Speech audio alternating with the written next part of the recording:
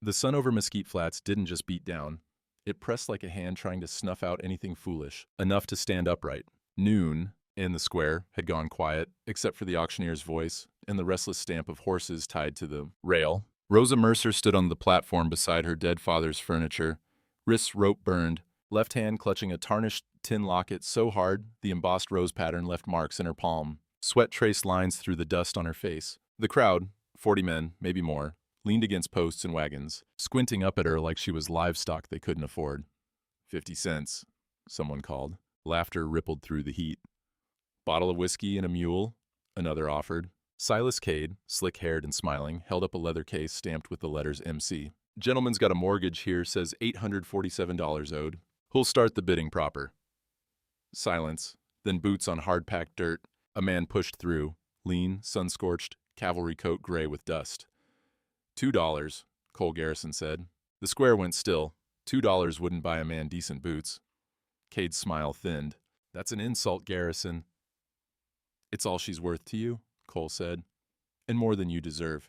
The auctioneer's gavel cracked against the barrel. Rosa turned her head, met Cole's eyes, and spat at his feet. You'll regret this, Garrison. I won't listen to you or any man who thinks $2 buys obedience. Cade handed Cole the leather case. It creaked under the pressure of his grip, a faint sound like a seam about to give. The road to Garrison's ranch stretched 8 miles through country that looked like God had started to build something, then walked away halfway through. Mesquite and creosote dotted the flats. The earth cracked in patterns that resembled broken pottery. Heat shimmered off the distance until the horizon bent. Cole rode ahead on a bay mare, reins loose in one hand. Behind him, Rosa walked. He'd offered her the saddle. She'd stared at him like he'd offered her a noose, then turned and started walking. 3 miles in, he tried again. Pulled the canteen from his saddle, held it out without a word. She took it, unscrewed the cap, and poured the water onto the ground. It darkened the dust for a moment before the sun drank it back. He didn't say anything, just corked the canteen and kept riding. By the time the ranch came into view, a low house of adobe and timber, barn leaning slightly to the west, windmill standing still in the dead air, Rosa's steps had gone uneven. She stumbled once, caught herself on a fence post. Cole dismounted. She kicked at him when he got close, boot grazing his shin. Don't touch me. He stepped back, held up both hands.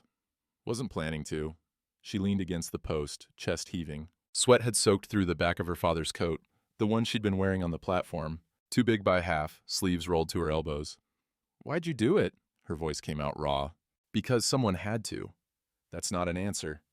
He looked past her, toward the house. Bunkhouse is clean. Bed, trunk, mirror, door locks from the inside. I'll be in the barn. I'm not staying. Then you'll be walking in the dark. He nodded toward the horizon, where the sun had started its slow fall. Cade's men ride at night. You want to meet them alone on the road? That's your business? Her jaw worked. For a moment he thought she might spit again. Instead, she pushed off the post and limped toward the bunkhouse. The space was small. Iron bed frame, straw mattress that crackled when she sat, a trunk with a broken latch, a mirror with a crack running diagonal, the smell of old wood and dust. She dragged the trunk across the floor, the scrape loud in the stillness, and shoved it against the door. Through the single window, she watched Cole lead his horse to the barn. He moved slow, deliberate, the way a man moves when he's been alone too long. Disappeared inside. A barn owl called from somewhere in the rafters. She sat on the bed, finally let go of the locket. Her palm ached. She opened it, stared at the portrait inside. A woman with dark eyes, and a face that might have been beautiful before time. And worry carved lines into it. Her grandmother, though Rosa had never met her, her father had told stories. Land that stretched farther than a man could ride in a day. A spring that never ran dry. Dead things now. Stories and dirt. She closed the locket, tucked it inside her shirt, and lay back on the mattress. The straw poked through the ticking. She stared at the ceiling beams until the light went gray, then black. Sometime before dawn, she woke to the sound of the windmill starting to turn. A faint creak, then the steady rhythm of blades catching wind that hadn't been there yesterday. She rose, moved the trunk, as quietly as she could, and eased the door open. The world smelled like dust and distance. Stars still hung thick overhead. Cole's horse was tied near the barn, saddled. She crossed the yard barefoot, dirt cool under her feet, and reached for the reins. You'll make it about 10 miles. Cole's voice came from behind her. Not angry, just tired. She spun. He stood in the barn doorway, hat in hand, hair pressed flat from sleep. After that, you'll hit open country. No water, no shade. Cade's got men watching the roads. They'll find you by noon. I don't need your protection. Didn't say you did. He walked past her, ran a hand down the mare's neck. Said you need water and a head start. He untied the horse, led it back toward the barn, stopped at the threshold, turned. Your father's deed case. He nodded toward the bunkhouse. I left it on the trunk. Hasn't been opened. Whatever's inside, it's yours to deal with. Why? Because it ain't mine. He went inside the barn. The door didn't close all the way. She could see lamplight spilling through the gap, hear the faint sound of leather being worked, a saddle being cleaned. She stood there until the stars began to fade, then walked back to the bunkhouse. The leather case sat on the trunk, exactly where he'd said. The MC brand caught the first light coming through the window. She didn't open it, not yet. Instead, she sat on the bed and waited for the sun to decide what kind of day this would be. By the time full light came, she heard hooves, multiple riders coming fast from the direction of town. The riders pulled up in a cloud of dust 20 yards from the house. 3 men, none of them carrying anything that looked like law. The one in front wore a leather vest, dark with sweat, a rifle across his saddle. Cole stepped out of the barn, no weapon visible. Rosa watched from the bunkhouse window, pulse hammering in her throat. Cade sent us to check on his investment, the man in the vest said. She's not his investment. Woman paid good money for that mortgage. Makes her collateral till the debt's settled. Cole's voice stayed level. Debt's between me and Cade now. I bought her out of it. The rider laughed, low and mean. $2 don't buy a girl out of 847. It buys you trouble. He leaned forward in the saddle. We'll be back. Tell her that. They turned and rode off, slower than they'd come, like men who wanted to be remembered. Cole stood there until the dust settled, then walked to the bunkhouse. Knocked once. They're gone, he said through the door, for now. 2 hours later, he rode to town. Rosa stayed, the deed case unopened on the trunk, the door barred again from inside. The general store smelled like pickle brine and bolt fabric, the air thick with the weight of things that had sat too long on shelves. Cole loaded supplies into a crate, flour, coffee, salt pork. The storekeeper, a thin man with spectacles that kept sliding down his nose, worked in silence until Cole set coins on the counter. Cade says you're harboring stolen property, the storekeeper said, not looking up. Cade's entitled to his opinion. Judge seems to agree. Credits denied till the matter's resolved, Garrison. Sorry. Cole counted out exact change, picked up the crate. Near the door, 3 women in Sunday dresses stood close together, voices pitched just loud enough to carry. Bought woman, one of them said. That's what it is. Ain't Christian, another added. Man that age, girl that young. Cole pushed through the door. On the steps, Dr. Abigail Cross waited, black bag in hand. She was a narrow woman, sharp-featured, with gray streaking through hair she kept pinned severe and tight. Walk with me, she said. They moved down the street away from listening ears. The sun hammered everything flat and white. Cade filed a complaint with the circuit judge, she said.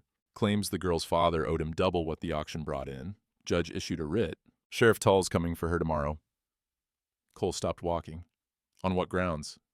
Debt verification. Says she needs to be held in town custody till the ledger's been examined. Dr. Cross met his eyes. Cade told the judge you might resist. They're expecting trouble. I won't give her up. Then you better have law on your side, not just decency. She shifted her bag to the other hand. I treated her father before he died, 3 months back. He came to me with tremors, nausea, confusion. I thought it was fever, wrote it down as such. And now? Now I've seen enough arsenic poisoning to know I was wrong. Her voice dropped. Someone killed Michael Mercer slow.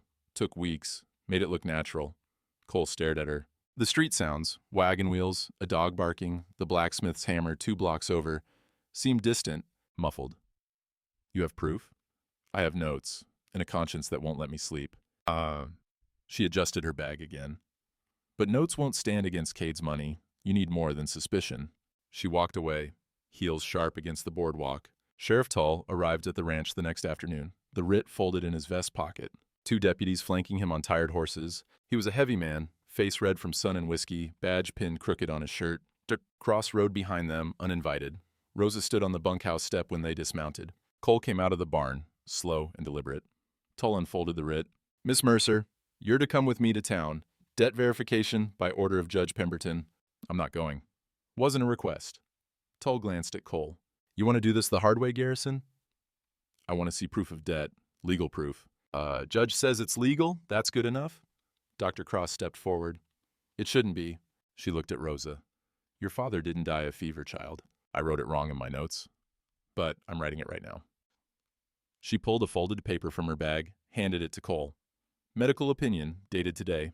Michael Mercer presented with symptoms consistent with arsenic poisoning. Death occurred over a period of weeks, not days.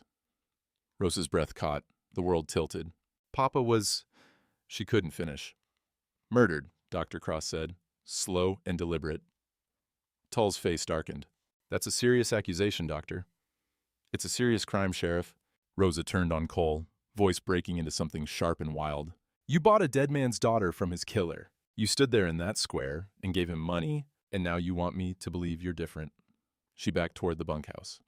You're no different. The door slammed. The sound of the trunk scraping across the floor came through the wall. Cole looked at Tull. She stays till I see proof of debt. Legal proof, not Cade's word. You got 48 hours, Garrison. Tull folded the writ, shoved it back in his pocket. Then I take her by force if I have to. They rode out. Dr. Cross lingered a moment, eyes on the bunkhouse. She's right to be angry, she said, but anger won't keep her alive. Cole said nothing, just stood there, watching dust settle on the road. The sun had set an hour past when hooves sounded again on the road. Cole stepped out of the barn, rifle in hand this time. But the rider who came into the lamplight was old and alone. Ezekiel Porter sat his horse like a man who'd been riding since before Texas was a republic. 67 years had bent his back some, gnarled his hands with arthritis, but his eyes stayed sharp behind wire-rimmed spectacles. A leather ledger rode under one arm. Heard you're having trouble with Cade, Porter said, dismounting slow. Heard right. Figured you might want someone who knows how to read a contract. He patted the ledger. Been keeping books in this county for 42 years. Seen a lot of men try to lie with numbers. Most of them ain't as clever as they think. They went into the house. Cole lit 2 lamps, set them on the table. The room smelled of old wood and loneliness, a bachelor's space, everything in its place but nothing that looked lived in. A single chair, a tin plate drying by the basin. On the mantel, a photograph in a tarnished frame, a young woman with kind eyes. Porter sat, opened the ledger, adjusted his spectacles. Where's the deed case? Bunkhouse. Girl won't let me near it. Then we'll have to convince her you're worth trusting. Porter pulled a magnifying glass from his coat pocket, set it on the table. The lens caught the lamplight, threw a circle of brightness on the dark wood. Bring me what you've got. Bill of sale from the auction, anything Cade gave you. Cole retrieved the papers. Porter spread them out, hunched over with the magnifying glass, moving slow across signatures, dates, notations in cramped script. Minutes passed. The lamp hissed. Somewhere outside, a coyote called, and another answered. This mortgage, Porter said finally, tapping the document with one crooked finger. Cade's signature here. You see this ink? Cole leaned in. It's fresh, 3 months fresh, maybe 4. Porter pulled another paper from his ledger. This is the record of Michael Mercer's payments to Cade. Last entry is March 12th. $200, marked paid in full. He set the magnifying glass over Cade's mortgage signature. But this mortgage is dated June 14th. Your Rosa's father died June 9th. The words hung in the air like smoke. He forged a dead man's signature, Cole said, and was too greedy to backdate it proper. Porter sat back, took off his spectacles, rubbed his eyes. I can testify to this. Put it in writing, sign my name to it. But Cade's got the railroad behind him, and Judge Pemberton's got a new barn he didn't pay for himself. What do we need? The original deed Michael held. Whatever papers came with that land when he bought it. Porter looked toward the bunkhouse. If that girl's got proof her father owned something worth killing for, we might have a fight. Cole stood. She won't talk to me. Then you better find words she'll listen to. He walked to the bunkhouse, stood outside the door. Light showed through the gap at the bottom. He could hear her breathing on the other side, ragged and uneven. Rosa. Nothing. I lost my wife 8 years back, he said to the wood. Childbirth. The baby, a boy, he didn't make it either. His voice came out rough, unpracticed. I blamed myself. Should have ridden for the doctor sooner. Should have known something was wrong before it was too late. And he pressed his palm flat against the door. Your father ain't weak for dying, Rosa. He was murdered for something worth killing over. And whatever it is, it's in that case you won't open. Silence. Then the scrape of the trunk being moved, the door opened. She stood there, eyes red-rimmed, the leather case clutched against her chest. You open it, she said. I can't. They went back to the house. Porter stood when they entered, gave a small nod. Rosa set the case on the table like it might break. Cole looked at her. She nodded once. He ran his hands over the leather, feeling for the seams. The case was old, well made, the MC brand burned deep into the hide. He pressed along the edges, testing. A faint click. So soft he almost missed it. A hidden compartment released along the side seam. The leather folded back to reveal a space no wider than 2 fingers lined with oiled cloth. Inside, a single document, parchment yellowed with age, edges brittle. The script was Spanish, formal and flowing. A wax seal, cracked but still intact, pressed into the bottom. Porter lifted it carefully, held it to the lamplight. His hands trembled. Not from age. Madre de Dios, he whispered. Rosa leaned forward. What is it? A land grant. Spanish, colonial, by the look of it. Porter squinted at the date. 1821. Issued to... He traced the name with one finger. Senora Mercedes Carrillo, 4,000 acres, including... He stopped. Including what? Cole asked. Sacred Spring Aquifer. Porter looked up at Rosa. Your grandmother owned the spring, the one every rancher in this valley draws from, including you, Garrison. The room went very still. Rosa's voice came out barely above a whisper. Abuela's spring. If this deed is valid, Porter said slowly, then every water lease in the county is built on land that belongs to you. Cade knows that. The railroad knows it. They need this document buried, and you with it. Cole stared at the parchment. The spring that kept his cattle alive. The water he'd been leasing for 8 years from a county clerk who said it was public land. None of it was public. It was hers. If the deed's valid, he said, my ranch survives on water that ain't mine to use. Rosa met his eyes. Something passed between them. Not trust, not yet, but the beginning of understanding. Then we figure it out, she said, after we stopped Cade. Porter carefully refolded the grant, slipped it back into the hidden compartment. The case clicked shut. We need witnesses, he said, and we need to move fast. Cade's going to know something's wrong the minute that sheriff reports back. Cole looked toward the window.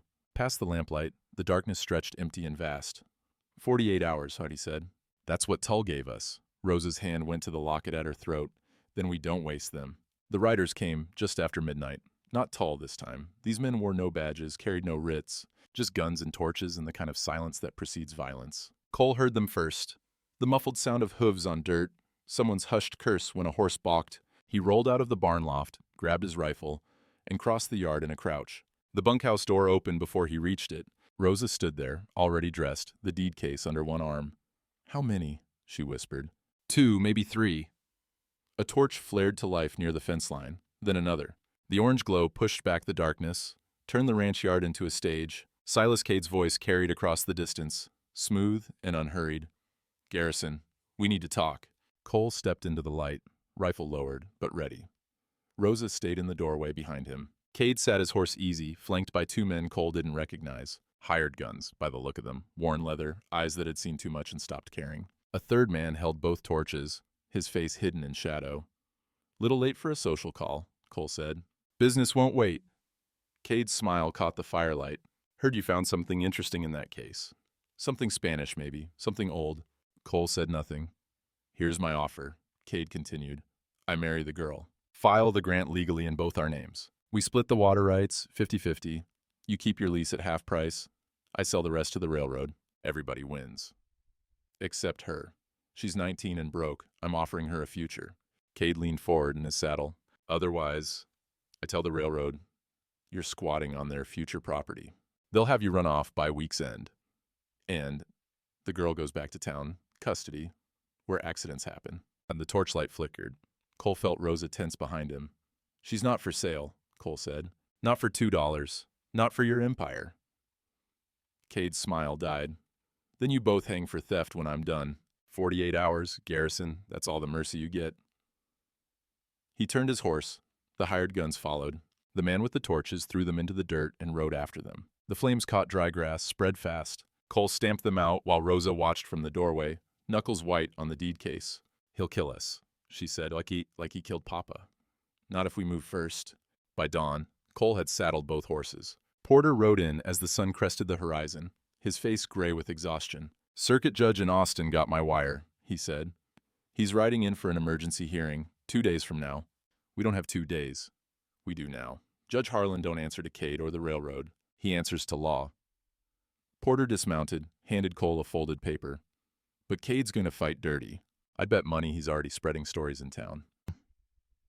The saloon smelled like stale beer and sawdust, tobacco smoke thick enough to taste. Cole pushed through the doors at noon, knowing what he'd find and hating that he was right. 15 men, maybe 20, clustered around tables in the bar. Conversation died when he entered. In the back corner, Silas Cade held court, a whiskey glass in hand, face flushed with drink or triumph, or both. "Speak of the devil," Cade said, loud enough for the room. "Garrison, I was just telling these boys about your charity case." Cole moved to the bar, set a coin down. The barkeep poured without meeting his eyes. "See, the thing is," Cade continued, "that girl he rescued? Turns out she's sitting on a Spanish land grant, 4,000 acres including the spring every one of you draws water from." He paused, let it sink in. That charity case Garrison's protecting? She thinks she owns half the county. Thinks she can shut down every lease you boys hold. Murmurs rippled through the crowd. Cole's 3 cowhands, men who'd worked for him for 5 years, stood near the door. One of them, a wiry ranch hand named Teague, shook his head and walked out. The other 2 followed. "Your boy's got more sense than you do," someone called. Cole turned, glass in hand, found Cade's eyes across the room. "You done?" he asked. "Just getting started." Cade stood, moved to the center of the saloon. "I'm filing a petition to manage the girl's inheritance. For her own protection, you understand. Judge Pemberton agrees. A girl that age can't handle that kind of responsibility, but I can, and I'll make sure the water keeps flowing." He smiled. "For a fair price, of course." "How much did the railroad pay you?" Cole asked. The room went quiet. "What?" "The kickback. For delivering them the aquifer." Cole set his glass down. "How much was Rosa's father's life worth?" Cade's face darkened. "You better watch your mouth, Garrison." "Or what? You'll poison me too? Take 3 months like it did Michael Mercer?" A chair scraped. 2 men near the back exchanged glances. Cade stepped forward, hand hovering near his hip. "That's slander." That's truth, and it's got witnesses now." Cole looked around the room.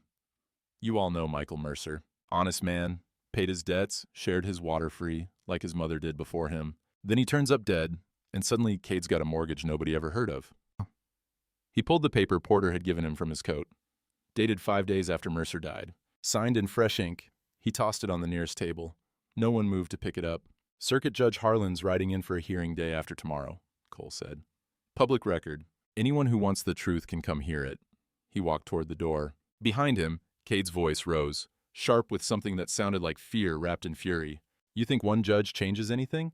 I own this town. I own the sheriff. I own the future of this whole goddamn valley." Cole stopped at the threshold, looked back.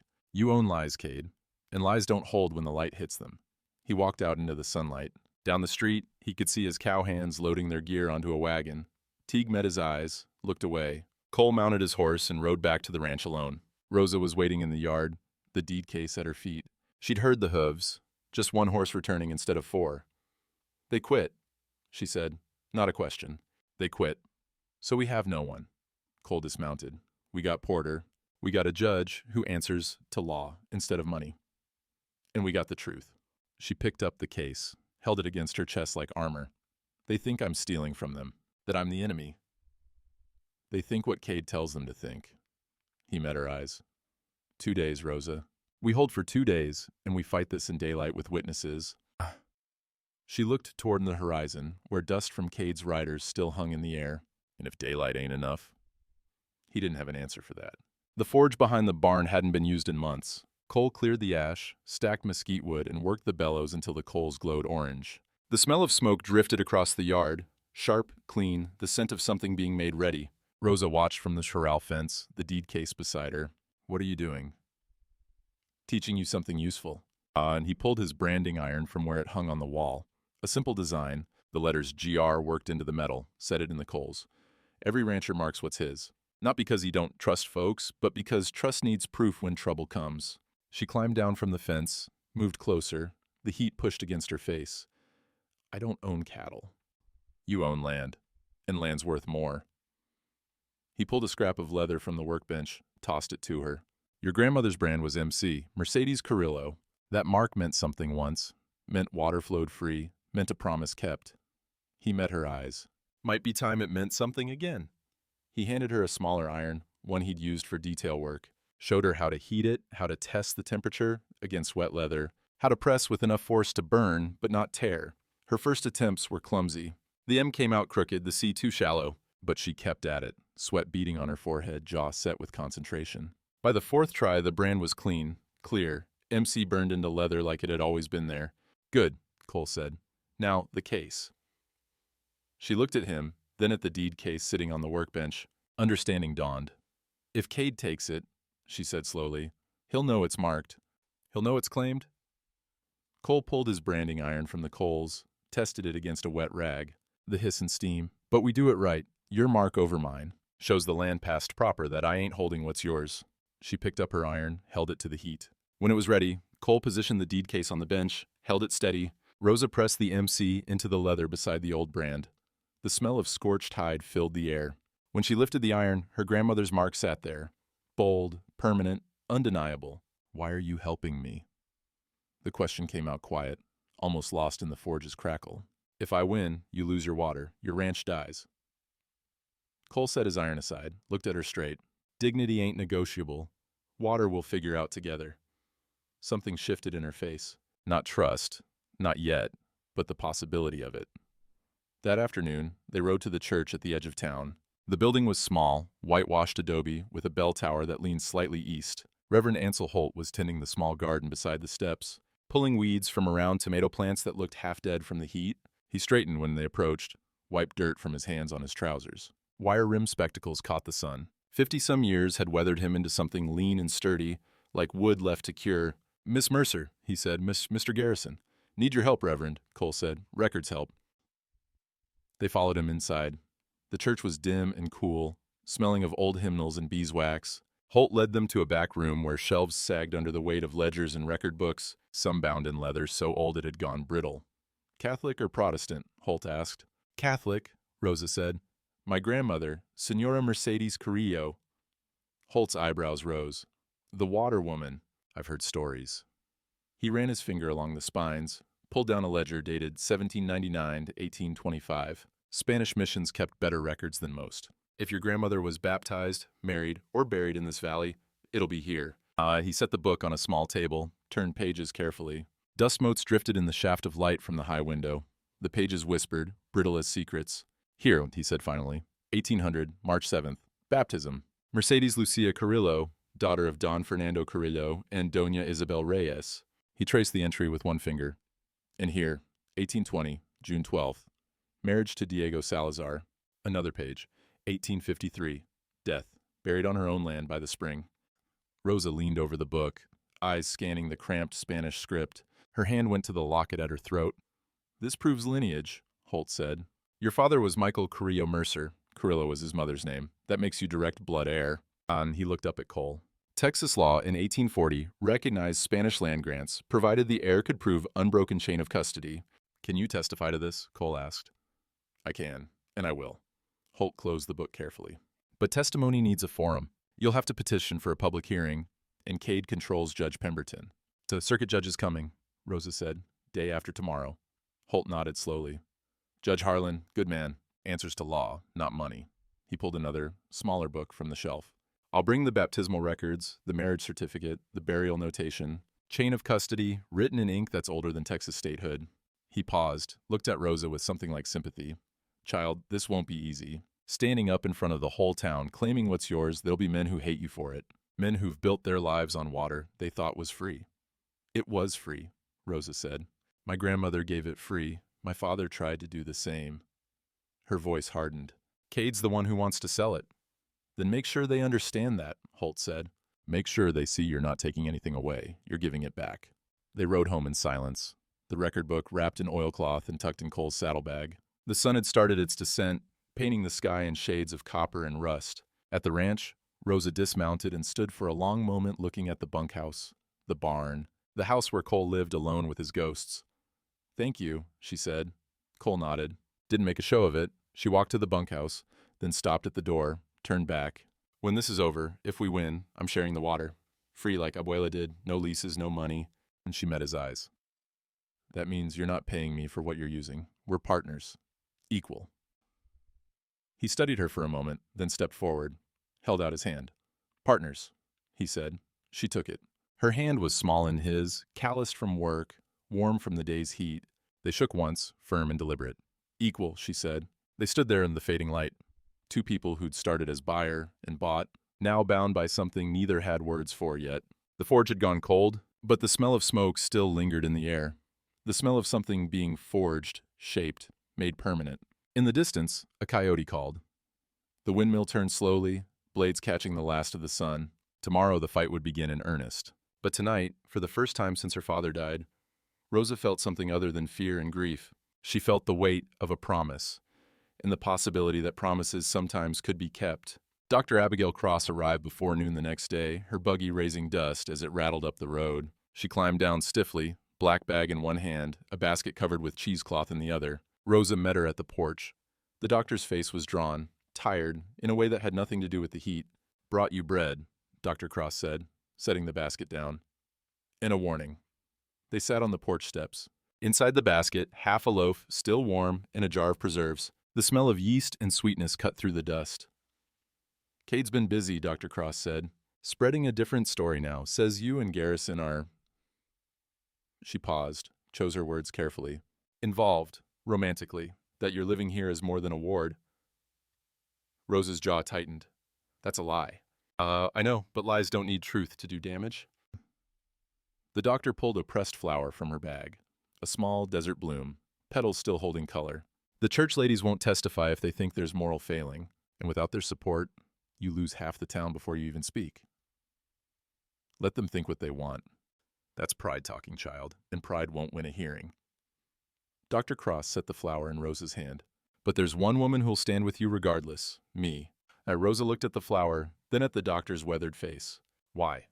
"Because my sister was sold at auction in '69. She was 14. Cross's voice stayed steady, but her hands shook slightly. "Man who bought her kept her 3 years before she got away. By then, there wasn't much left of who she'd been." She met Rosa's eyes. "I know what dignity costs, and I know what it's worth." She stood, smoothed her skirts. "Plant that at your father's grave. When this is over, we'll plant it together, properly, with witnesses." After she left, Cole emerged from the barn. "Porter's coming tonight," he said. "Found something in Cade's ledger." The banker arrived after sundown, lamp in hand, his face split with something close to triumph. He laid the ledger open on Cole's kitchen table, pages marked with strips of paper. "Look at this." Porter's arthritic finger tapped an entry dated June 14th. "Mortgage filing. $847 claimed against Michael Mercer's estate." "We've seen it," Cole said. "Now look at this." Porter flipped back several pages to an entry dated June 9th. "Death certificate, Michael Carrillo Mercer. Signed by me as witness, countersigned by Dr. Cross." He set his magnifying glass over the mortgage entry, pushed it toward Rosa. "The ink on this mortgage is over a smudge. Right here. See? That's death certificate ink that hadn't dried yet when someone handled both documents. Cade filed this mortgage after your father died, then tried to backdate it. But he was too greedy, or too stupid, to wait for the death record ink to dry." Cole leaned in. The smudge was faint, but clear under magnification. A ghost of June 9th bleeding through to June 14th. "That's forgery," Rosa said. "That's murder made visible."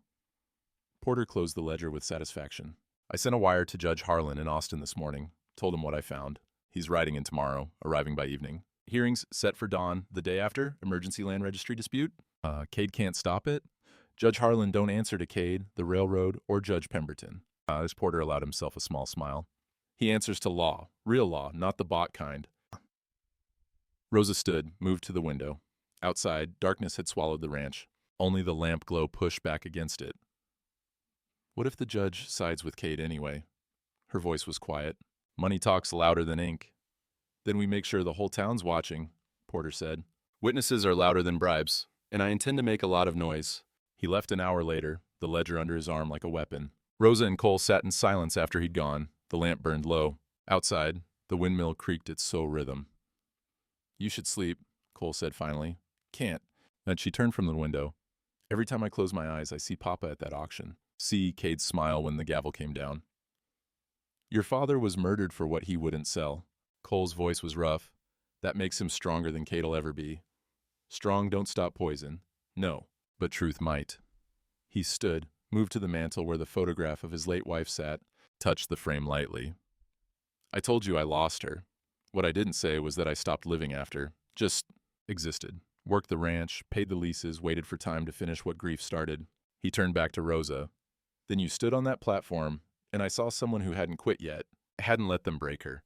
And I thought, maybe that's what strength actually looks like. Not the kind that carries on regardless, the kind that refuses to be erased." Rosa's throat tightened. I spit at your feet. You did. A faint smile. Best $2 I ever spent. The moment stretched between them. Not quite laughter, not quite tears, something human and necessary. Day after tomorrow, she said, we stand in front of everyone, and I tell them I own what they've been using. You tell them you're sharing what Cade wanted to sell. She nodded slowly, picked up the pressed flower Dr. Cross had given her, turned it in her fingers. When this is over, she said, will you help me mark Papa's grave? Proper-like? Already carved the wood, Cole said, just waiting for the words. That night, Rosa lay in the bunkhouse and didn't sleep. Her mind turned over the hearing like a puzzle with pieces that wouldn't fit, Cade's money, the railroad's pressure, the town's fear, and underneath it all, a 19-year-old girl with a Spanish land grant trying to reclaim a legacy she'd never known existed. Somewhere past midnight, she heard it. Hooves. Multiple riders, moving fast. She grabbed the deed case, was at the door when the first torch flared to life. Cole burst from the barn, rifle raised. Get back inside! But it was too late. 3 men on horseback, faces wrapped in bandanas, torches held high. The one in front threw his torch toward the bunkhouse. It fell short, landed in the dirt, flames licking at dry grass. Cole fired once, warning shot. The riders circled, shouting, trying to spook the horses tied at the corral. Rosa ran to the forge. The fire had gone cold, but the branding iron still hung on the wall. She grabbed it, shoved it into the embers of the house stove, worked the bellows until the metal started to glow. A rider broke toward the bunkhouse. Cole fired again, hit the man's shoulder. He jerked, cursed, wheeled his horse. Rosa stepped out with the iron, heated to orange. The rider coming at her saw it, tried to rein back. His horse reared. She swung. The iron caught the man's forearm. He screamed, dropped his torch, clutched at the burn. Cole fired a third time, deliberate now. The horse of the lad rider stumbled, throwing its rider. Then from the road, another sound. A buggy, coming fast. Dr. Cross's voice, shrill and furious. Sheriff Tull, they're trying to burn them out. The sheriff rode behind her, 2 deputies flanking. The remaining riders scattered, disappearing into darkness. The one Rosa had burned lay in the dirt, clutching his arm, whimpering. Tull dismounted, looked at the scene. Torches, rifle shots, the wounded man. Who sent you? He demanded. The man said nothing. But when Tull hauled him upright, Rosa saw the brand on his arm. Fresh, angry. The letters MC burned into flesh. That's assault, Tull said slowly. He looked at Cole, at Rosa with the iron still in her hand. But that's self-defense. To his deputies. Take him. He'll talk by morning. After they'd gone, Dr. Cross climbed down from her buggy. Heard shots. Figured you'd need witnesses. Cole nodded. Obliged. The doctor looked at Rosa, at the branding iron still glowing faintly in her grip. Good aim, she said. Rosa set the iron down, hands shaking now that the moment had passed. The deed case lay in the dirt where she'd dropped it. She picked it up, brushed off the dust. The MC brand on the leather caught the moonlight. Her grandmother's mark, bold and permanent. Tomorrow, the judge would arrive, the day after the hearing. But tonight, Rosa had marked something besides leather. Tonight, she'd fought back, and that changed everything. Dawn came pale and reluctant, as if the sun itself wasn't sure it wanted to witness what the day would bring. Rosa woke to the sound of a hammer, steady rhythmic, coming from somewhere near the spring. She found Cole there, kneeling beside a mound of disturbed earth. A wooden marker lay on the ground beside him, freshly planed, the grain still showing saw marks. He was carving letters into it with a knife, each stroke careful and deliberate. She stood watching until he felt her presence, looked up.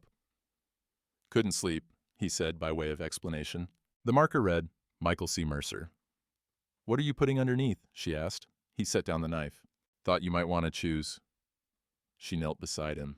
The ground was still cool from the night, damp where the spring seeped up through clay. The smell of wet earth and something green, life persisting despite everything trying to kill it. He gave water freely, she said finally. That's what Abuela did. That's what he tried to do. Cole picked up the knife again, began carving. The wood curled away in thin ribbons, pale against the weathered gray of the handle. Rosa watched his hands, scarred, steady, doing this work for a man he'd never met, for a daughter who'd spit at his feet. Why didn't you tell me? Her voice came out raw. When you opened the case and saw the grant, you knew right then that your water came from my land. Figured you had enough to carry without that weight too. But you could have kept it secret, filed your own claim, said you found it first. He paused in his carving. Could have. Wouldn't have been able to look at myself after. He met her eyes. Your father died for this. Least I could do was make sure his death meant something. She turned away, stared at the spring. Clear water bubbling up from somewhere deep, constant, and cold, indifferent to ownership or debt or the men who killed for it. Papa used to bring me here when I was small, she said, before Mama died. He'd tell me stories about Abuela, how she rode these lands when they were still wild, how she'd give water to anyone who asked. Mexican, Anglo, Apache, didn't matter. Water was God's gift, he said, not hers to sell. Her throat tightened. The last time I saw him, he was too sick to stand, shaking, confused. He kept asking for water, but when I brought it, he couldn't keep it down. And she pressed her palms against her eyes. I thought he was weak, thought he'd given up. And he was poison, Rosa. Slow and deliberate. That ain't weakness. That's murder. But I didn't know. I was angry at him for dying, for leaving me with nothing. The words broke apart. And now I find out he had this land, this water, this legacy. And he never told me. Never said, Rosa, if something happens, this is yours. He just let Cade take it. Cole set down the knife and marker, turned to face her fully. Your father kept it secret to protect you. Long as nobody knew you were an heiress, you were just a girl. Poor, sure, but alive. His voice gentled.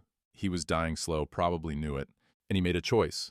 Kept you ignorant and safe, rather than informed and targeted. But I wasn't safe. They sold me anyway. For a debt, Cole said. Not for land, that's different.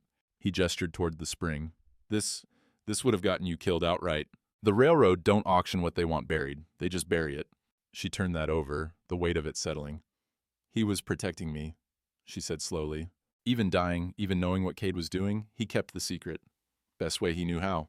She knelt there a long time, looking at the unfinished marker, at the spring that had outlasted empires and would outlast her too. The wind moved through the dry grass with a sound like breathing. I never told him I was proud of him, she whispered. Never said I understood why he gave the water free instead of selling it. I just thought he was foolish. You were young. Young folks are supposed to think their elders are fools. Cole picked up the marker again. What matters is what you do now that you know better. Tomorrow I stand up in front of everyone and claim this. Her hand swept toward the spring, the land beyond. They'll hate me for it. Some will. Others will understand. He tested the carved letters with his thumb, and the ones who matter. They'll see you're giving back what Cade wanted to steal. She looked at him. What if I'm not strong enough? You branded a man last night. Stood there with an iron in your hand and didn't flinch. He smiled faintly. You're strong enough, Rosa. Question is whether you believe it. The sun had climbed higher now, burning off the cool. She helped him set the marker, tamp earth around its base. The words stood clear in the morning light. Michael C. Mercer, he gave water freely, simple, true, enough. They stood there in silence.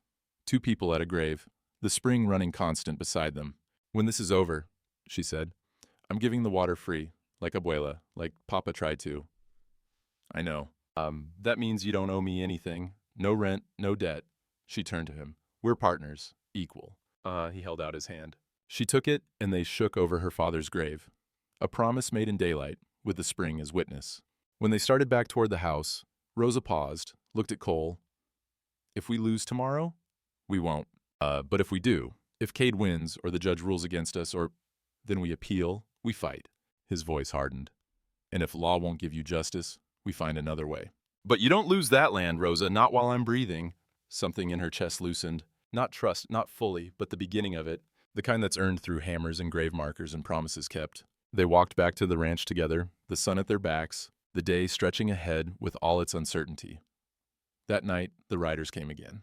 Rosa woke to the sound of hooves, more than before, moving with purpose. She grabbed the deed case already dressed, already expecting this. Cole met her at the barn, rifle in hand, another tucked under his arm. He handed her the spare. You know how to shoot? Papa taught me. Good. Don't, unless you have to. The riders numbered 5 this time, maybe 6. Torches again, turning the yard into flickering orange chaos. But these men weren't hiding their faces. The lead rider was one of Cade's hired guns from before, the one in the leather vest, rifle across his saddle. Cade's done being patient, he called. Hand over the deed case and the girl, or we burn you out. Cole stepped forward, rifle raised but not aimed. You try. Sheriff Tull's got one of yours already singing. Add arson to attempted murder, see how that goes.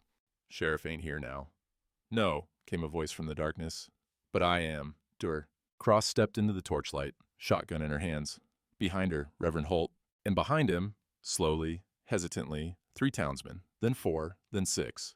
The blacksmith from town, hammer hanging from his belt, the storekeeper's son, 2 ranchers Cole had shared water with. Not an army, but enough.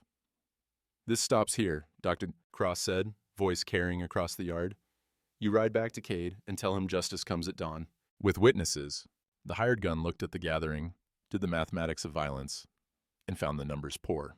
You're all fools, he said, but he turned his horse. The riders left, torches guttering in the dust. The small crowd stood in the yard, uncertain now that the danger had passed. Rosa stepped forward, the deed case under her arm. Thank you, she said. Simple, honest. The blacksmith nodded. Your grandmother gave my father water in the drought of 43. Figure it's time somebody remembered. They left one by one back to town and safety. But they'd come. They'd stood. And tomorrow, Rosa thought, watching them go, tomorrow they'd see if standing was enough. Judge Harlan arrived at sunset, riding alone on a gray horse that looked as weathered and stubborn as its rider. He was 60 if he was a day, face carved from the same hard country that had shaped everyone else. But his eyes held something different, a clarity that came from seeing too much corruption to tolerate any more of it. Porter met him at the edge of town, led him to the bank where the hearing would be held. By lamplight, they reviewed documents, the Spanish land grant, the baptismal records, the ledger with its damning ink smudge, Dr. Cross's medical notes on arsenic poisoning. The judge said little, just nodded, made notes in a leather journal, and asked precise questions that cut through elaboration to reach bone. Dawn, he said finally, I want every interested party present. This gets settled in daylight, with witnesses. Word spread through Mesquite Flats like brushfire. By the time the sun threatened the horizon, Porter's bank office was packed, 40 people, maybe more, spilling out onto the street. Ranchers, merchants, the railroad's local agent, faced tight with calculation. Women from the church, clustered near the back, and Silas Cade, seated in the front row, flanked by two men in suits who looked like they'd never touched dirt in their lives. Rosa entered with Cole beside her, the deed case under her arm. The crowd noise dipped, then rose again, whispers sharp as broken glass. She wore the same dress she'd worn to her father's funeral, simple and dark. The tin locket at her throat caught lamplight. Her left hand, the one with the childhood burn scar, gripped the deed case so hard her knuckles went white. Judge Harlan sat at Porter's desk, positioned so everyone could see him. He rapped once with a gavel. This is an emergency land registry hearing, convened under Texas Statute 47, Section 12. We're here to determine rightful ownership of 4,000 acres, including the Sacred Spring Aquifer, currently disputed between Miss Rosalind Mercer and Mr. Silas Cade. He looked at Rosa. Miss Mercer, present your claim. She stood. The room seemed to tilt. Every eye on her, judging, weighing, finding her wanting or worthy. Her throat went dry. Cole nodded once. Small, steady. She set the deed case on the desk. Her hands shook as she pressed the hidden seam. The click echoed in the silence. That same sound from 2 nights ago, the moment everything changed. The compartment opened. She drew out the Spanish land grant, unfolded it with care that bordered on reverence. This is a land grant issued in 1821 to my grandmother, Senora Mercedes Carrillo, 4,000 acres including the Sacred Spring Aquifer. Her voice steadied as she spoke. It was kept secret, hidden, because my father knew what men would do to possess it. Yeehaw. She slid the document toward Judge Harlan. He lifted it, examined the wax seal, the script, the signature. His magnifying glass moved slowly across the parchment. Reverend Holt, the judge said, you have supporting documentation? Holt stood, brought forward the church records. Baptismal record, 1800. Marriage certificate, 1820. Burial notation, 1853. Chain of custody from Mercedes Carrillo through her son, Diego Salazar, to his daughter Maria Salazar Mercer, to Michael Carrillo Mercer, to, he looked at Rosa, to Rosalind Mercedes Carrillo Mercer. Unbroken lineage. The judge made notes. Mr. Porter, your testimony. Porter stepped forward, ledger in hand. He was nervous. His arthritis made the pages tremble, but his voice came out clear. Michael Mercer's final payment to Mr. Cade was March 12, 1878, $200, marked paid in full. He opened the ledger, set his magnifying glass over the entry. But this, he pointed to Cade's mortgage claim, this is dated June 14th, 5 days after Michael Mercer died. He turned the page to show the death certificate, positioned the magnifying glass so the crowd could see the ink smudge bleeding from one document to the other. The mortgage was forged after death. Mr. Cade handled both documents before the death record ink had dried. The evidence is here, in his own ledger. Murmurs rippled through the crowd. Cade's face darkened. That's conjecture, one of his lawyers said, standing. A smudge proves nothing. It proves timeline, Porter said. And timeline proves fraud. Judge Harlan held up a hand. Silence fell. Dr. Cross, your testimony. She stood, medical bag at her side. I treated Michael Mercer in his final months. I documented tremors, nausea, confusion, progressive weakness. At the time, I diagnosed fever. Her voice dropped. I was wrong. The symptoms are consistent with chronic arsenic poisoning, death by deliberate, calculated murder. The room erupted, voices rising, chairs scraping. Cade shot to his feet. This is slander. I'll have all of you. The gavel cracked like a gunshot. Sit down, Mr. Cade. Judge Harlan's voice cut through the chaos. Or I'll hold you in contempt. Cade sat, but his hand moved toward his coat. Rosa saw it. So did Cole. He shifted, putting himself between her and Cade. Miss Mercer, the judge said, what is your intent with this land? Should I rule in your favor? She stood again. This was the moment. Everything balanced here. I'm sharing the water, she said. Free, no leases, no fees. She looked at the crowd, met hostile eyes and uncertain ones, and a few that held something like hope. My grandmother gave water to anyone who asked. My father tried to do the same. That's what this land is for, to give, not to sell. You'll bankrupt every rancher here, someone shouted. Water that's free ain't water that's managed. Water that's sold, Rosa said, voice rising, is water that's stolen. Cade wanted to sell you what my grandmother meant as a gift. He murdered my father to do it. Prove it. Cade surged to his feet, hand inside his coat now. You can't prove a goddamn... The revolver came out fast. Too fast for the judge to react, too fast for Porter to move. But Cole was already moving. He stepped in front of Rosa as the gun came level. The shot was deafening in the closed space.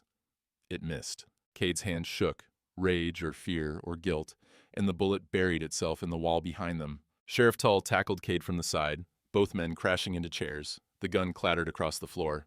Two deputies swarmed in, wrestling Cade's arms behind his back. The handcuffs clicked, a sound clearer than any gavel. Silas Cade, Judge Harlan said, standing now, voice like iron. You're under arrest for fraud, attempted murder, and suspicion in the poisoning death of Michael Carrillo Mercer. He turned to his bailiff. Remove him. They dragged Cade out. He fought, cursing, spitting threats, but he went. The door slammed behind him, and the silence that followed felt like the world taking its first clean breath in months. Judge Harlan sat again, adjusted his spectacles, looked at the land grant still on his desk. This document is valid, he said. Spanish colonial land grant, authenticated by seal and signature, supported by unbroken chain of custody through church records. He looked at Rosa. Miss Rosalind Mercedes Carrillo Mercer, I hereby validate your claim to 4,000 acres, including the Sacred Spring Aquifer, as rightful heir to Senora Mercedes Carrillo. He pulled a wax seal and flame from his desk, pressed the official mark into red wax at the bottom of the document. This deed is registered as of dawn, November 4th, 1878, legal and binding. The crowd stirred. Some faces angry, some shocked, but slowly from the back someone began to clap. Dr. Cross, then Reverend Holt, then the blacksmith, then others, hesitant at first, then louder. Not everyone, not even half, but enough. Rosa stood there, the deed case in her arms, and felt the weight of it shift. Not lighter, it would never be light, but different, like something claimed instead of carried. Judge Harlan stood. This hearing is concluded. He looked at Rosa, something like respect in his tired eyes. Use it well, Miss Mercer. She nodded. Couldn't speak. Her throat was too full of things that had no words. Cole touched her elbow, gentle, brief, and guided her toward the door. The crowd parted. Some wouldn't meet her eyes. Others nodded. The blacksmith, the one who'd spoken of his father, stepped forward. Miss Mercer, he said, your grandmother saved my father's herd in the drought of '43. I'll respect this spring same as I did her. Others came forward then. Not many, but some. A line formed, awkward and uncertain, to shake her hand. Outside, the sun had fully risen. The world looked exactly the same. Dust and heat and hard country, but something had shifted beneath it. Something foundational. Rosa stood on the steps of the bank, the deed case against her chest, and watched Mesquite Flats wake to a day where justice for once had teeth. Porter's land office smelled like ink and old paper and promises written down to outlast memory. The registry book lay open on his desk, pages thick with decades of claims and counterclaims, each one a small war fought with signatures instead of guns. Judge Harlan stood beside the desk, the validated land grant in his hands. Rosa and Cole faced him, the morning light slanting through the window to paint everything in shades of gold and dust. For the record, Harlan said, dipping a pen in ink, Mercer Garrison Water Trust, established on November 4th, 1878. He looked up. That's the name you want? Rosa glanced at Cole. He nodded. That's it, she said. The judge wrote, in careful script, each letter deliberate. When he finished, he turned the book toward them. Both signatures, legal partners in the management of the Sacred Spring Aquifer and associated lands. Cole signed first, his name blocky and plain, the signature of a man who'd spent more time with cattle than contracts. Then Rosa. Her hand trembled slightly, but the letters came out clear. Rosalind M.C. Mercer. Porter pressed the wax seal beside their names. Red and official, the kind of mark that said this happened, this is real, this will last. Rosa opened the tin locket at her throat, the one she'd clutched on the auction platform a lifetime ago. Inside, the small portrait of her grandmother, dark eyes, a face that held strength and sorrow in equal measure. She set it on the registry book, open so the old woman's face looked down at the signatures. "She's witnessing this too," Rosa said quietly.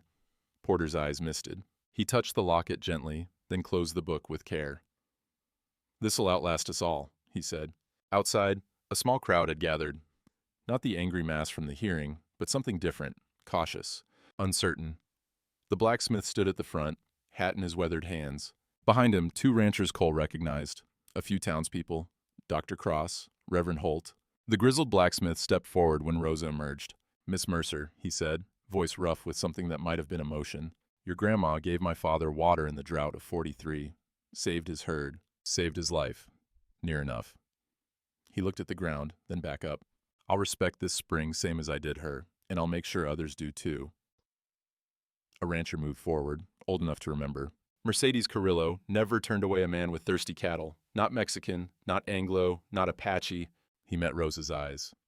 "If you're giving back what she gave, then you got my respect." Others nodded. Not everyone. Half the town still viewed her with suspicion, still saw a girl claiming what they'd thought was theirs. But these few, they understood. Rosa's throat tightened. "Thank you." Cole touched her elbow. "Spring's waiting." They rode back to the ranch in silence, the deed case secured in Cole's saddlebag, the morning stretching bright and clean around them. At the ranch, they didn't stop at the house, rode straight to the spring, where the wooden marker stood over her father's grave. Cross met them there, the pressed flower from before in her hand, still holding color despite the heat, despite time. "Told you we'd plant it proper," she said. Rosa knelt beside the grave. The earth was still loose where they'd set the marker. She dug a small hole with her hands, feeling the cool dampness where the spring seeped up from below. Dr. Cross handed her the flower. Rosa placed it carefully, pressed earth around the stem, and sat back on her heels. The marker's words caught the sunlight. "Michael C. Mercer." He gave water freely. "He'd be proud, Doctor," Cross said softly. Rosa couldn't speak, just nodded. When the doctor left, Rosa and Cole stayed by the spring. The water bubbled up, constant and cold, indifferent to ownership, to justice, to everything except its own persistence. Rosa cupped her hands in the flow, felt the shock of it against her palms, clean and sharp and real. She lifted the water, held it out to Cole. "Partners share the first drink," she said. He knelt, drank from her cupped hands. The water was cold enough to make his teeth ache, sweet enough to taste like hope. Then he refilled her hands, lifting water to her lips. She drank, and something in her chest loosened, the last knot of grief and fear finally letting go. They sat there as the sun climbed higher, two people beside a spring that had outlasted empires and would outlast them too. "Reckon we're square now, Mr. Garrison," Rosa said finally. "Reckon we're just starting, Miss Mercer." She looked toward the horizon, where the land stretched endless and brown and alive in ways that took time to see. "My father's Bible mentioned a brother, my uncle, taken east during the war. If the grant's real, maybe his claim is too." Cole followed her gaze. "Then we'll find him, together." Rosa stood, brushed dust from her skirt. The tin locket at her throat caught the light. The deed case rested beside the grave marker, the MC brand visible. Permanent claimed hers. "Partners," she said. "Equal," Cole replied. They walked back toward the ranch, the spring flowing behind them. Above, a hawk circled in the thermal currents, riding the heat with spread wings. The windmill turned slowly, blades catching wind that tasted like dust and distance, and the particular sweetness of water given freely. Behind them, the flower Dr. Cross had brought began to root in the damp earth beside Michael Mercer's grave. Small, fragile, but growing. The spring kept flowing, as it had for 100 years, as it would for 100 more. And for the first time since her father died, Rosa Mercer walked toward tomorrow without looking back. Now, I ain't saying this story ended clean. Cade went to trial in Austin come spring, got 20 years for fraud and manslaughter, though some say he bought his way to a softer cell than he deserved. The railroad tried to contest Rosa's grant twice more, sent lawyers with briefcases thick as Bibles, but Judge Harlan's seal held fast. Turns out justice, when it's got witnesses and daylight, is harder to bury than most folks think. Cole Garrison kept his ranch, but the water wasn't his anymore. Didn't matter much. He and Rosa ran that spring like partners, not landlords. Every rancher within 20 miles drank free, same as Mercedes Carrillo intended, back when Texas was still Spanish dirt and promises meant something. Some said it was foolish, giving away what men kill for. But Rosa had her grandmother's long view. Water flows, she'd say. Try to own it, and it'll dry up out of spite. Let it run free, and it comes back when you need it most. By summer of '79, they'd tracked down Rosa's uncle, a freedman working a cotton press in Galveston, who didn't even know his niece existed. That's another story, and a longer one. But it started the same way this one did, with two people who'd lost everything learning that dignity ain't bought or sold. It's claimed, in daylight, with witnesses who care enough to remember. The spring still runs clear.